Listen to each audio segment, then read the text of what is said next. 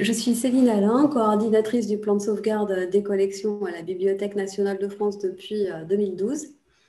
De l'an 2000 à 2013, en tant que chargée de conservation, chargée de projet en conservation préventive, j'ai participé à des grands travaux de création ou de rénovation de musées. J'ai travaillé notamment au musée du Petit Palais, au musée du Quai Branly et puis ensuite à la BNF au sein du projet Richelieu. Après avoir coordonné la révision d'une norme ISO sur les exigences de stockage des documents d'archives et de bibliothèques, j'ai présidé la commission AFNOR CN4610 et j'ai coordonné les travaux de rédaction d'une norme sur la préparation et la réponse aux situations d'urgence dans les musées, les archives et les bibliothèques. C'est la norme ISO 21110. Et je participe à la révision des normes de l'IFLA dans le domaine de la conservation. Et plusieurs fois par an, j'anime des formations, des ateliers sur la préparation aux situations d'urgence, sur la rédaction du plan de sauvegarde des biens culturels, notamment dans le cadre des programmes coordonnés par la BNF ou l'Institut national du patrimoine. Vous m'avez demandé de présenter l'organisation des interventions de sauvegarde de la Bibliothèque nationale de France lors d'un dégât des eaux survenu sur le site François Mitterrand en 2014. Je vous remercie de votre invitation. C'est en effet une inondation d'une grande ampleur, d'une ampleur exceptionnelle par la quantité de collections touchées qui s'est produite à la BNF le dimanche 12 janvier 2014. Plusieurs dizaines de milliers de documents patrimoniaux ont été mouillés. Le plan de sauvegarde des collections a aussitôt été déclenché. De nombreux collègues se sont rapidement rendus sur place pour sauver les collections qui étaient touchées. Mais passé l'urgence, les interventions ont encore duré près d'un mois, avec des répercussions importantes sur les activités habituelles de la bibliothèque, notamment sur le service au public, puisque les collections des magasins touchés étaient incommunicables pendant 3 semaines.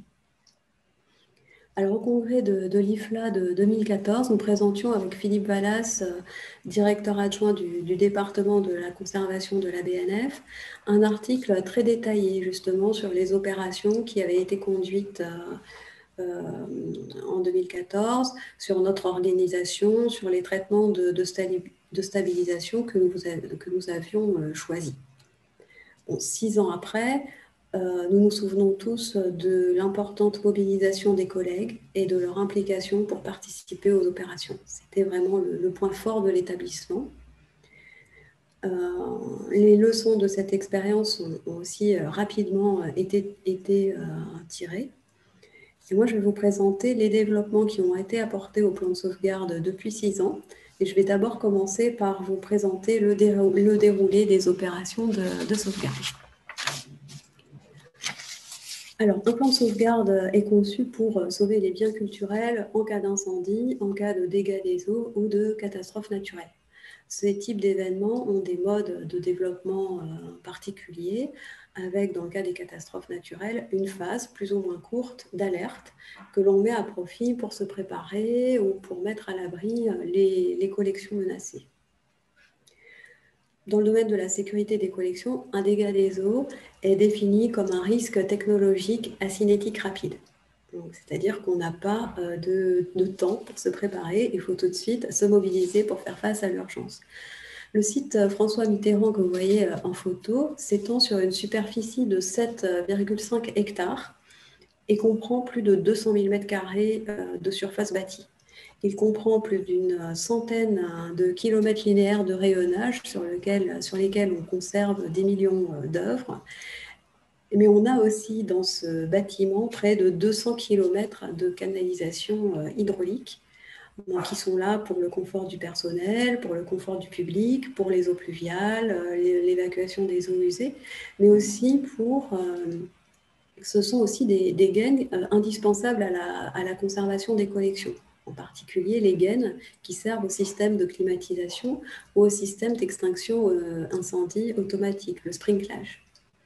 Donc, comme dans la plupart des bâtiments récents, le risque technologique eau est inhérent au bâtiment. on doit faire avec, on doit vivre avec ce risque quotidien. Évidemment, comme le prévoient les normes de construction de bibliothèques et de musées, ainsi que les normes de conservation, ces canalisations ne passent pas généralement dans les espaces de conservation ou dans les espaces d'exposition. Elles circulent dans des galeries techniques ou quand elles circulent dans des magasins, elles sont normalement protégées par un coffrage. Mais le 12 janvier 2014, c'est la rupture d'un joint de canalisation qui est à l'origine du dégât des eaux. À l'intérieur de cette canalisation, on avait de l'eau sous pression. Et donc, c'est une très grande quantité d'eau qui s'est rapidement déversée de la galerie technique vers les espaces de circulation, puis vers les ascenseurs, les bureaux, et enfin vers les magasins de conservation. En fait, on a 25 mètres cubes d'eau qui se sont déversés rapidement dans ces magasins. L'eau s'est déversée sur 4 étages. 6 magasins ont été touchés, l'eau imprégnant progressivement les plafonds et les sols. Ce sont majoritairement des documents imprimés du 19e et du 20e siècle qui ont été affectés. Quand on fait face à une situation d'urgence, il y a généralement 3 phases. La première phase d'approche, qui consiste à identifier l'origine du problème, barrer l'eau, mettre en place des protections, mobiliser des personnes pour évacuer et stabiliser les collections. Et puis, on a une phase d'amélioration, disons, du processus avec la mobilisation d'une équipe plus importante, la réquisition d'espaces supplémentaires, l'appel d'experts comme des restaurateurs ou des volontaires en effectif plus important. Dans le cas de ce dégât des eaux, la crise a duré 3 jours. En fait, pendant 3 jours, l'eau continuait à s'écouler et donc on avait un flux permanent d'eau, mais aussi de livres mouillés qui étaient extraits des magasins. Donc en fait, la phase de première approche, c'est ce qu'on a fait le premier jour. Le deuxième jour, on a mis en place une organisation plus soutenue. Et puis le troisième jour, il a fallu encore monter en puissance dans notre dispositif pour réquisitionner des espaces supplémentaires afin de traiter les documents qui ne cessaient d'arriver dans les espaces de traitement. On a 300 personnes qui se sont mobilisées pendant toute cette période. Pourquoi ça a été possible? C'est parce que le plan de mobiliser autant de personnes, de réquisitionner des espaces comme ça en urgence, ça a été possible tout simplement parce que le plan de sauvegarde de la BNF existe depuis 1999. Il a été défini à l'époque par Jean-Pierre Rose, qui avait déjà identifié des espaces de stockage de matériel à proximité des magasins, un espace dédié pour le traitement en cas d'urgence.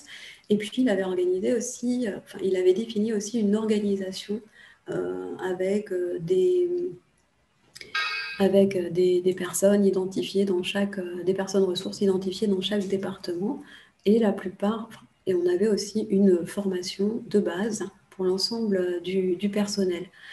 Donc, au moment du déploiement du plan de sauvegarde en 2014, on avait déjà 200 mètres carrés disponibles, équipés déjà d'établis et de clés de séchage.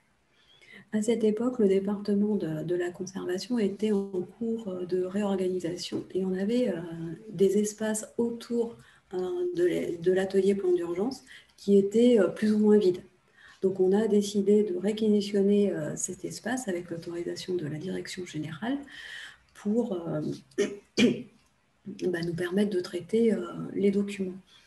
Donc, du coup, le deuxième jour, on a pu augmenter notre surface initiale de 200 mètres carrés jusqu'à 600 mètres carrés. Cet espace, on l'aménageait avec des tables de camping, un peu les moyens du bord, mais on avait des tables de camping à la BNF, c'est quand même assez inédit, tout simplement parce que le stock initial du plan de sauvegarde était équipé de ces tables pour aménager des espaces en cas de besoin. Bon, mais rapidement, ces 600 mètres carrés se sont trouvés insuffisants le 3e jour. Et donc, parce qu'on avait donc 12 000 documents mouillés à différents degrés, certains étaient détrempés, d'autres étaient simplement mouillés et d'autres humides. On avait des documents de différentes périodes, constitués de différents types de matériaux. Donc, on avait du parchemin, des cuirs, des catalogues d'exposition avec du papier couché, des livres de poche. Donc, tous les formats, tous les matériaux possibles de livres. Heureusement, pas de manuscrits. Mais du coup, on avait besoin d'un espace important, pas seulement pour sécher, mais aussi pour trier les documents. Donc, on a réquisitionné, la direction générale de la bibliothèque a réquisitionné 2 autres salles. Donc, vous voyez à gauche la salle polyvalente, c'est une salle qui est utilisée par l'association du personnel de la BNF, qu'on a réquisitionnée pendant 1 semaine. Et vous voyez ici à droite un autre espace, c'est la salle de sport qui est utilisée par les pompiers et par le personnel de la BNF. Cette salle, on l'a utilisée pendant 3 jours. Donc, il a fallu adapter ces espaces. Donc, dans la salle de sport, évacuer les machines de sport, et puis apporter des tables, du buvard, des films, du polyane, des ventilateurs, aménager tous ces espaces pour permettre de trier facilement et de faire sécher les objets. Parallèlement, on avait des actions dans les magasins. Vous voyez donc des photos des magasins qui ont été affectés par le dégât des eaux. Il s'agit de rayonnage mobile dont le plancher était constitué de bois aggloméré sous la partie métallique que vous voyez. Donc, sous l'effet de l'humidité, le bois risquait de gonfler et d'empêcher l'ouverture des rayonnages. Donc, le risque important qu'on avait, c'était d'avoir des quantités importantes de documents bloqués dans des rayonnages, dans une atmosphère confinée et humide, avec un risque de développement de moisissures. Donc, on a rapidement, mais ça dès le dimanche, mis en place des humidificateurs dans les magasins qui étaient touchés. Et puis, on a fait appel à une société privée pour assécher les sols.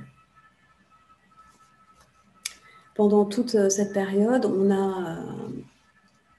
avait des collègues qui s'occupaient de l'évacuation des documents, et puis d'autres qui faisaient le contrôle sanitaire des documents qui étaient restés en magasin et qui étaient apparemment secs. On a créé à proximité des magasins une zone tampon aussi pour faciliter le tri, pour mettre à part des documents suspects de moisissure, et aussi pour les documents secs qui revenaient vers les magasins qu'on ne pouvait pas garder dans les ateliers de traitement où on avait des documents très, très mouillés. Donc, les premiers traitements de stabilisation, on a d'abord eu une grosse phase de tri parce que les documents étaient évacués en vrac, disons, dans des magasins. Donc, une fois qu'ils étaient évacués, on devait les trier. Ça nous a pris beaucoup, beaucoup de temps. On avait besoin de les trier pour pour leur affecter un traitement adapté à la nature des matériaux constitutifs. Typiquement, on évite de congeler des cuirs ou des parchemins, par exemple. Donc, on voulait séparer les cuirs et les parchemins pour les confier à des restaurateurs. En revanche, tout ce qui était en papier couché, tous les documents humides, ceux-là, on voulait les congeler. C'était la meilleure façon et la seule parfois de les conserver en bon état. Il y avait toute cette phase de tri très importante qui nécessitait beaucoup d'espace. Et puis, il y avait une partie aussi importante de documents qu'on préférait faire sécher à l'air libre. On a mis à part des documents sur lesquels on avait des suspicions de moisissure. Et puis rapidement, il a fallu aussi identifier une zone pour faire des remises à plat des documents qui avaient été déformés par l'eau et par la technique de séchage à l'air libre. Donc les traitements ont duré plus d'1 mois, donc de janvier à février. Et tout ce qu'on avait congelé, il a fallu le traiter de façon différée. Donc à partir du mois de juin, on a pu s'occuper de tout ce qu'on avait congelé. Donc là encore, c'est engagé une phase de tri très importante. On a séparé les documents dont on pouvait espérer de bons résultats par la lyophilisation. Tout ce qui présentait des pages collées ou un état pas très bon, on a préféré le réserver à un traitement en interne, donc par des restaurateurs. Et puis, on a isolé aussi tous les documents les plus endommagés qui nécessitaient une restauration. Donc ça, c'est un travail, c'était tout le travail de juin à septembre, donc tri et décongélation. Et à partir de septembre, un travail un peu plus précis a été réalisé sur tous les documents à restaurer. Il s'agissait de définir les filières de restauration pour un traitement en interne ou en externe, et identifier aussi des documents qu'on pourrait éventuellement racheter parce que leur état n'était pas suffisamment... soit parce que leur état n'était pas bon, soit parce qu'un traitement aurait été plus coûteux qu'un rachat. Voilà, donc quelques photos des traitements de décongélation en interne qu'on a réalisés. En fait, c'est environ 500 documents congelés qu'on a décongelés en interne avec l'aide de restaurateurs et de personnes formées. Là, vous voyez des photos de documents très dégradés. On n'a pas eu beaucoup de documents dans cet état-là. C'est une infime partie des documents qui ont été vraiment très endommagés. Mais plusieurs centaines ont été endommagés au point d'être incommunicables au public. C'est notamment plus de 250 reliures en cuir qui ont nécessité des traitements de restauration.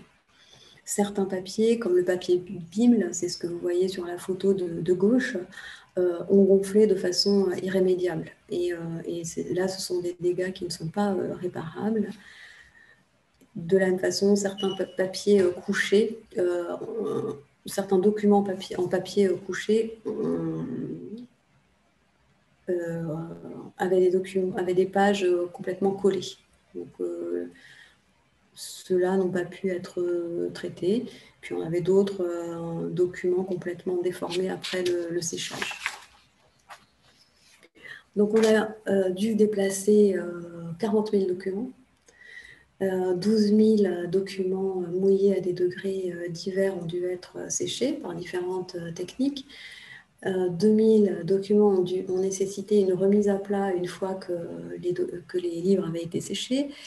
Et on a 600 documents très endommagés qui ont nécessité des traitements ultérieurs comme une restauration ou autre chose.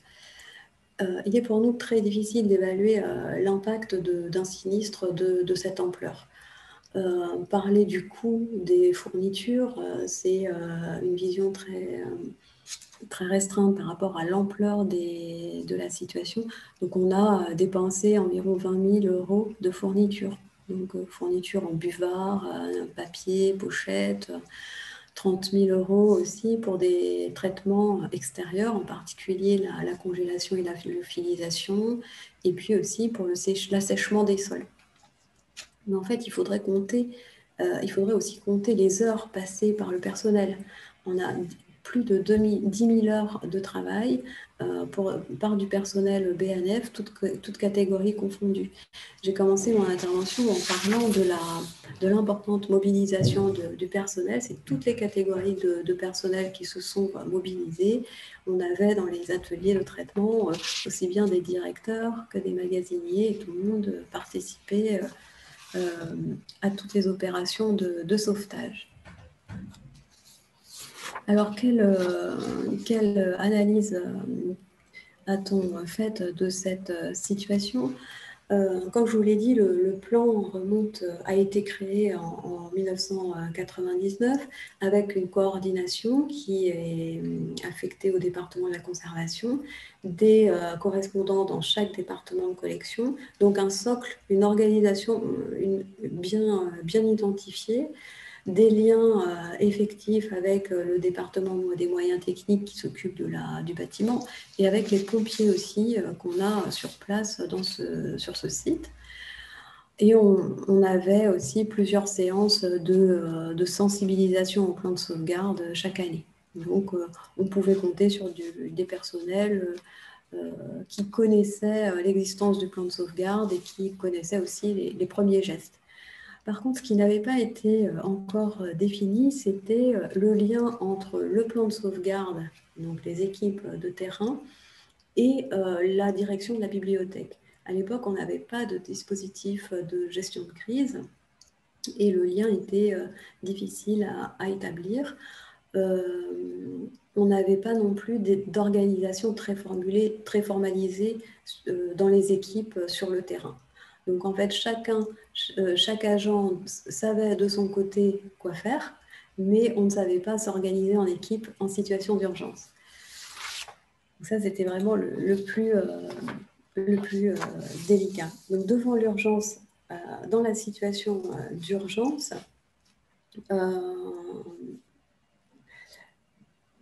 les agents se sont précipités sur les documents à évacuer. C'était vraiment leur priorité.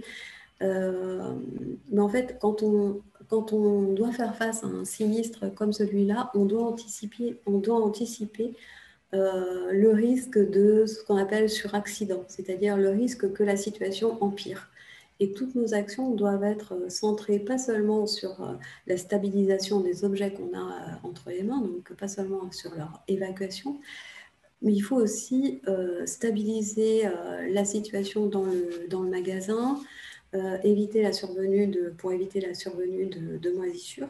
Et tout ça, ça demande une priorisation et une montée en puissance des interventions. Alors, par exemple, la mise en place des bâches a été le premier réflexe des équipes d'intervention. C'est une action essentielle, mais c'est aussi assez complexe en fait. Vous voyez sur cette photo une bâche mal positionnée où l'eau s'écoule le long de cette bâche et va finir par toucher les documents qui sont conservés sur la dernière tablette. On n'a rien non plus pour isoler l'eau qui s'accumule au sol des documents conservés sur la première tablette. Donc on a réalisé qu'on avait besoin que simplement donner la consigne de mettre en place des bâches, ça ne suffisait pas. On avait besoin de rentrer un peu plus dans le détail pour expliquer clairement comment mettre en place des bâches, comment protéger des collections, comment éviter que l'eau ne s'écoule entre deux bâches superposées, ce genre de choses qui peuvent sembler des détails quand en situation normale. En fait, en situation d'urgence, toutes ces petites erreurs sont des risques supplémentaires pour les collections.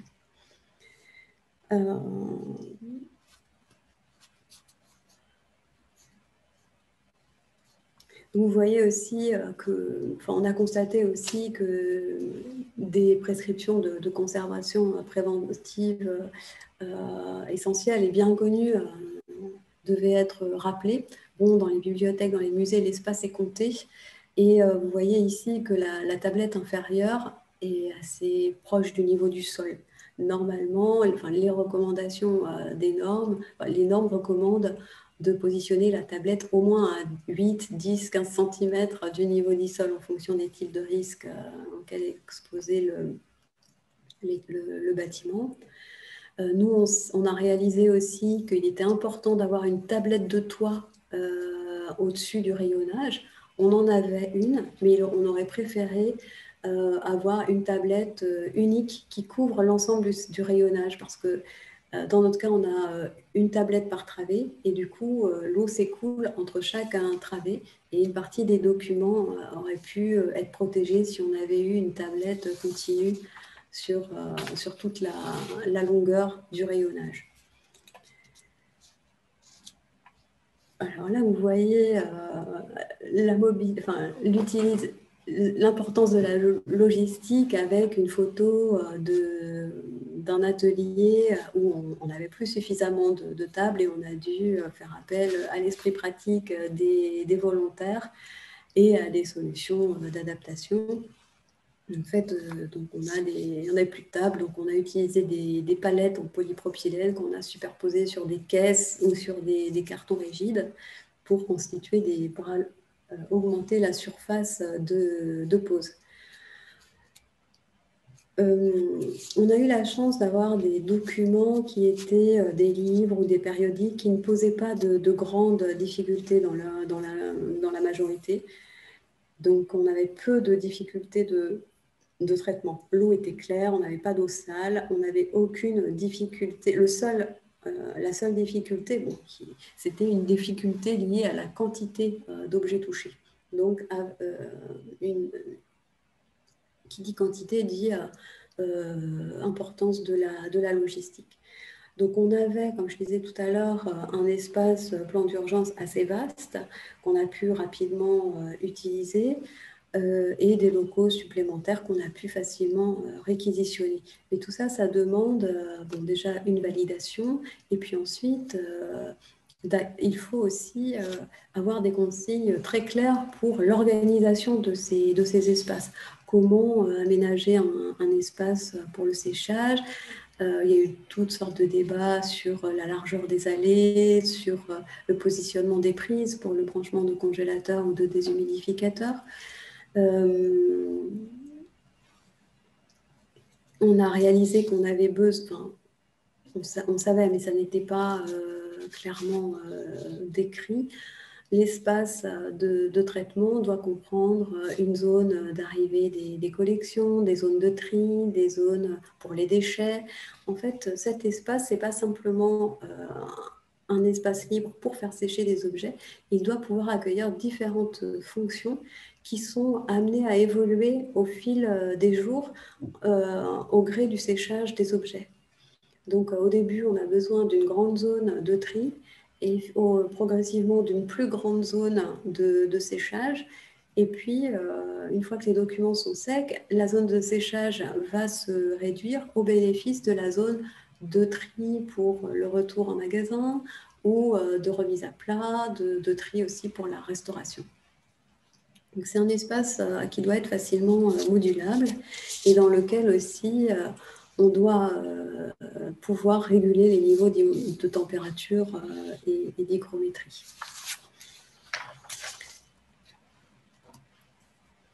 Alors, donc la logistique, c'était un des points essentiels un des points, disons, critiques du plan de sauvegarde des collections. Et comme j'ai commencé à l'évoquer, mais aussi tout l'aspect humain lié à l'importance des effectifs mobilisés et au fait que l'organisation en situation d'urgence n'était pas connue. Le mode opératoire a été rapidement maîtrisé. Comme je vous l'ai dit, on n'avait pas de documents très difficiles, très compliqués à traiter. La rotation des équipes et l'évolution de l'état des documents rendaient pourtant difficile la systématisation du mode opératoire. On était toujours obligé de répéter les mêmes consignes.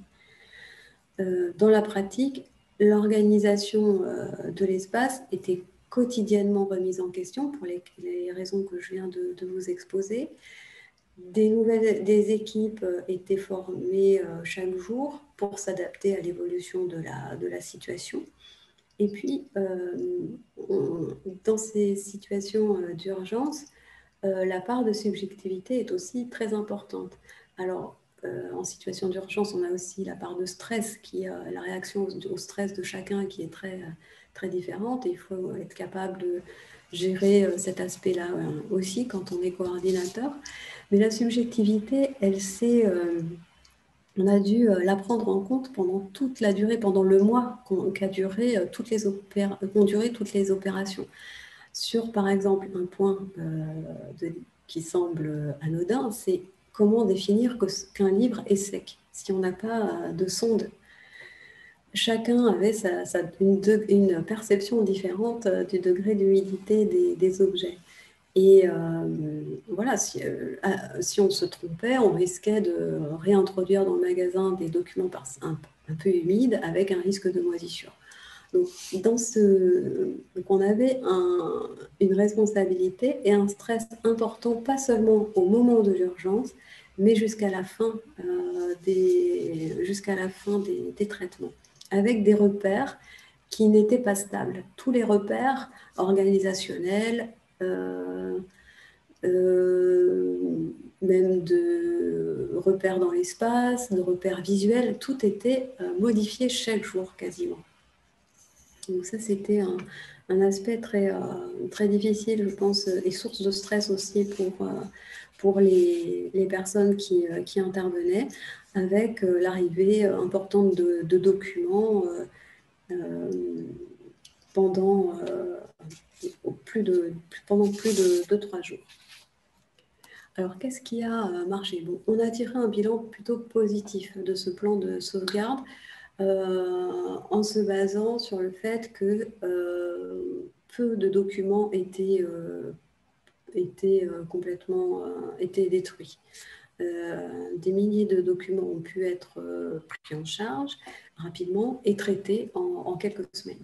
On n'a pas eu de développement de moisissure dans les magasins. On a quand même eu 6 magasins touchés et aucun développement de moisissure. Surtout, on a pu compter sur une mobilisation très forte des agents qui sont aussi montrés très impliqués et qui avaient à cœur de réaliser correctement les actions. On avait aussi une bonne coordination avec les services techniques et on a eu la chance d'avoir du matériel rapidement utilisable. Les tables de camping, le buvard, des caisses pour déplacer les objets. On avait aussi des congélateurs pour la première approche. Par contre, ce qui n'a pas très bien fonctionné, c'est le fait que les documents ont été évacués en vrac, disons, sans priorisation aucune. Tout a été évacué, voilà, sous l'effet du stress. Les collègues ont tout évacué en se disant on met à l'abri et on verra après. Sauf que une fois que les objets sont évacués de la zone de sinistre, c'est beaucoup plus compliqué de les trier puisqu'ils ne sont plus visibles, plus très facilement visibles. Alors, l'autre point faible, c'est qu'on n'avait pas de tout de fiches d'instruction, on n'avait rien d'écrit, pas de procédure écrite. Et donc, c'était très difficile de transmettre des consignes claires et de se mettre d'accord sur le mode opératoire adapté. Par ailleurs, pour toutes les personnes qui n'étaient pas impliquées dans les opérations de sauvegarde, il y a eu un ressenti d'un manque de communication sur les résultats, sur les étapes, sur l'état d'avancement du plan de sauvegarde des collections. Donc, les premières leçons qu'on a tirées, c'est qu'il nous fallait absolument avoir des espaces de repli identifiés à l'avance. Pas nécessairement libres, mais que chacun sache que cet espace précis, on est susceptible de libérer ensuite pour faire face à une situation d'urgence. Parce que là, on avait la chance d'avoir des espaces 600 mètres carrés quasiment faciles à utiliser, mais ça n'est plus le cas maintenant. Donc, on a identifié des espaces de repli possibles Et puis, on a mis en place une organisation des équipes de sauvegarde. Donc, on a identifié des personnes qui sont des responsables d'équipe plan d'urgence, qui sont formés à ce rôle. On a réalisé que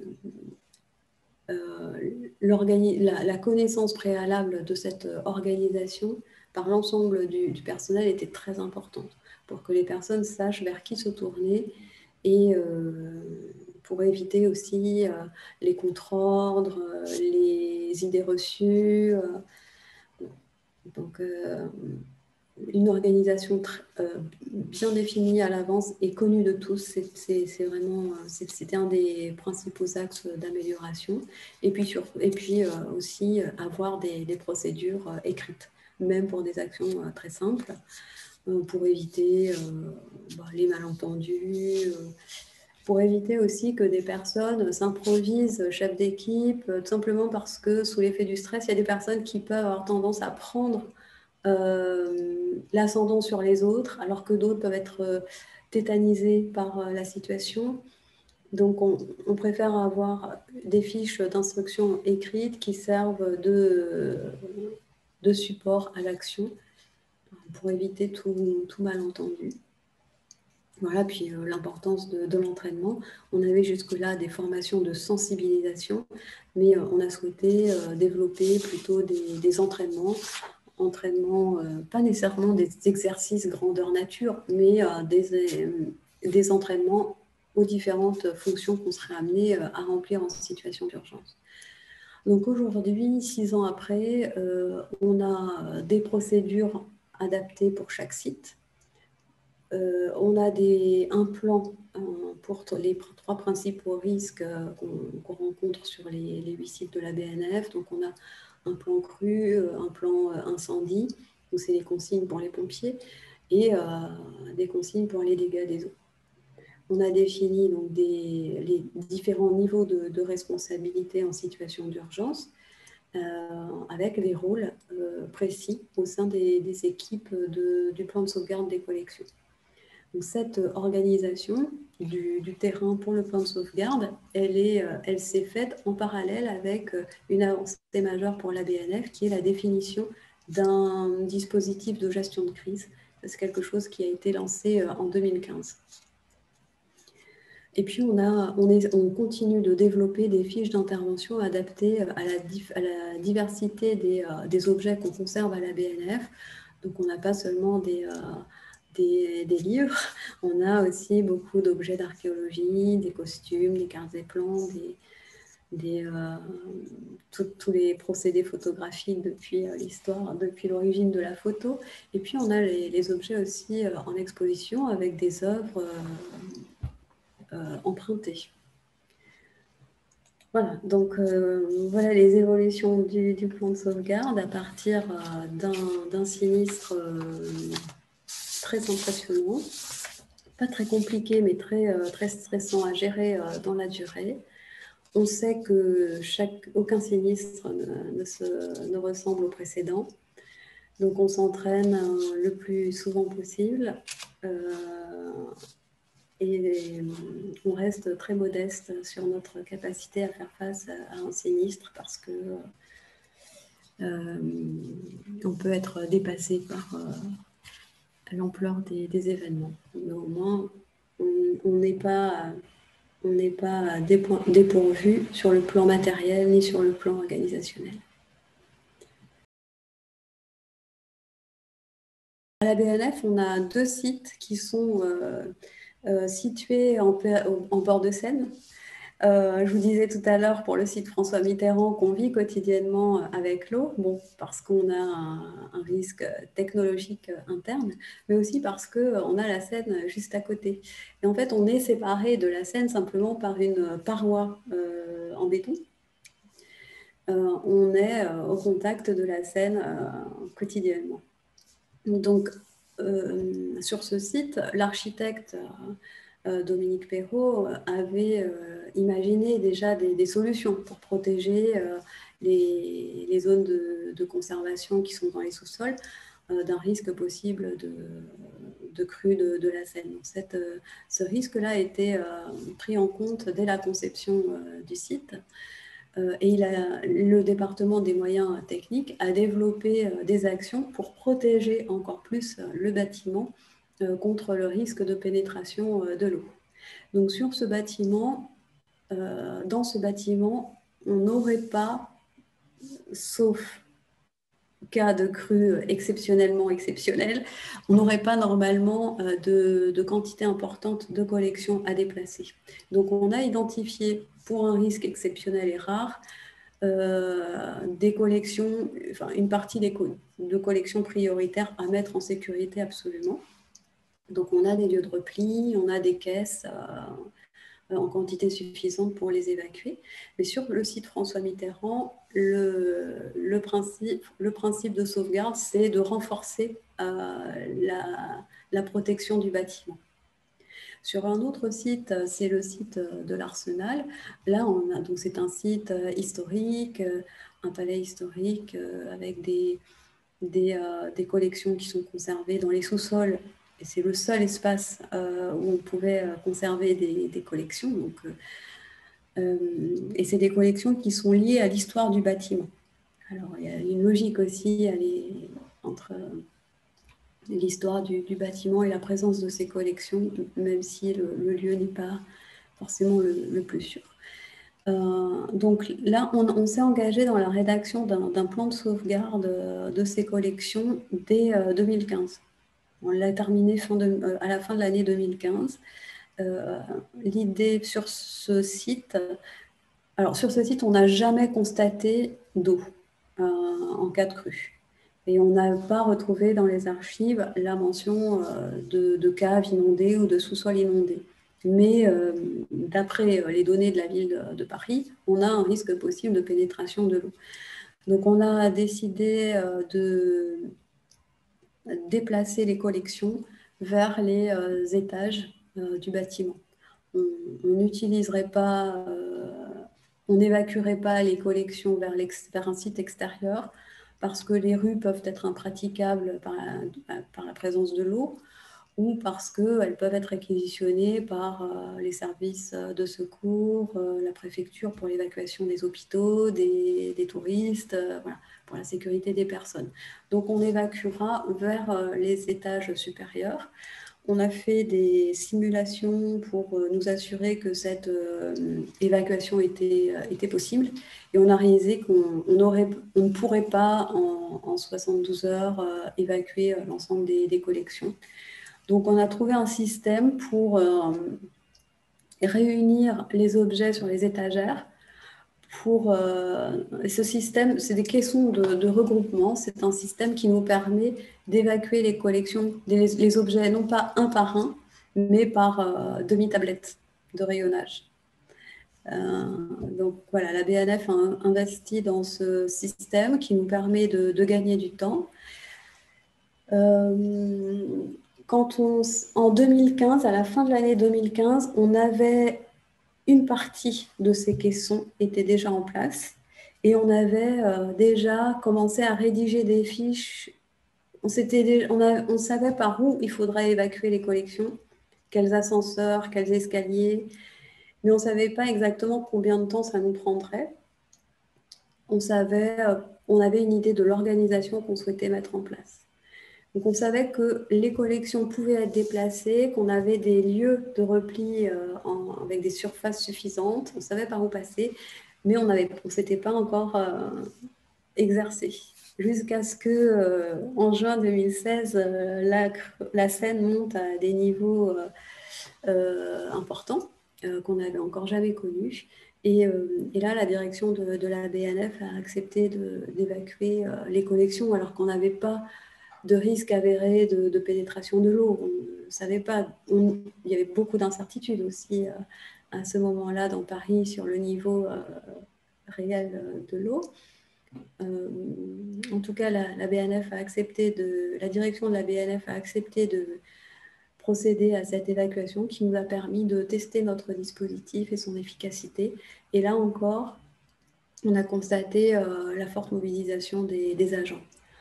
Bon, c'est quand même très fatigant d'évacuer des collections, mais l'implication des collègues était vraiment très importante et ça, c'est toujours... en fait, c'est la partie la plus satisfaisante du plan de sauvegarde des collections. Voir que dans des situations complexes et d'adversité, les collègues sont prêts à se mobiliser pour le sauvetage des collections.